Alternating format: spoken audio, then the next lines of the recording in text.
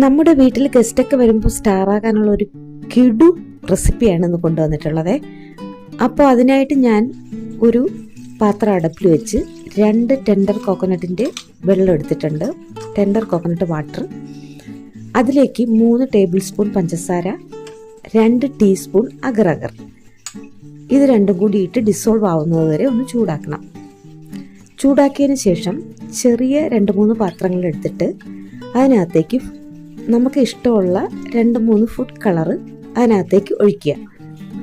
Colour ചേർക്കുമ്പോൾ ഓരോന്നും 2 തുള്ളി വീതം മതിയാകും. അതിനകത്തേക്ക് ഈ കോക്കനട്ട് വാട്ടർ കുറേശ്ശെയായിട്ട് 3 പാത്രത്തിലേക്കും ഒഴിച്ച് ഒന്ന് ഇളക്കി മാറ്റി വെക്കുക തണുക്കാനായിട്ട്.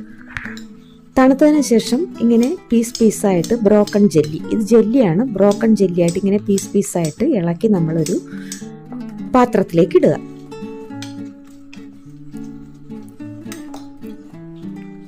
അപ്പോൾ ഇത് ബ്രോക്കൺ ജെല്ലി പീസസ് ആയിട്ട് നമുക്കിങ്ങനെ കിട്ടും. എന്നിട്ടത് ഒരു സൈഡിലേക്ക് മാറ്റി വെക്കുക. അതിനുശേഷം ഒരു പാൻ അടുപ്പിൽ വെച്ച് 1/2 ലിറ്റർ പാൽ ഒഴിച്ചു കൊടുക്കുക. അതിലേക്ക് ഒരു 5 ടേബിൾ സ്പൂൺ പഞ്ചസാര ഇട്ട് കൊടുക്കുക. പിന്നെ 1/2 കപ്പ് കണ്ടൻസ്ഡ് മിൽക്ക് ഒഴിച്ചു കൊടുക്കുക. വീണ്ടും നമ്മൾ അതിലേക്ക് 1 ടീസ്പൂൺ അഗർ കൂടി ഇട്ട് കൊടുക്കണം. അതിനുശേഷം ഒരു ചെറിയ പാത്രത്തിൽ അല്പം പാലൊഴിച്ച് 2 ടീസ്പൂൺ കസ്റ്റാർഡ് പൗഡർ ഇട്ട് കലക്കി എടുക്കണം, മിക്സ് ചെയ്ത് എടുക്കണം. അതിനുശേഷം 2 ടേബിൾ സ്പൂൺ പാൽപ്പൊടിയും കൂടി ഇട്ട് കലക്കി മിക്സാക്കി ഈ മിക്സ് ആ പാലിലേക്ക് ഒഴിച്ചു കൊടുത്ത് നന്നായിട്ട് ഇളക്കി യോജിപ്പിക്കുക.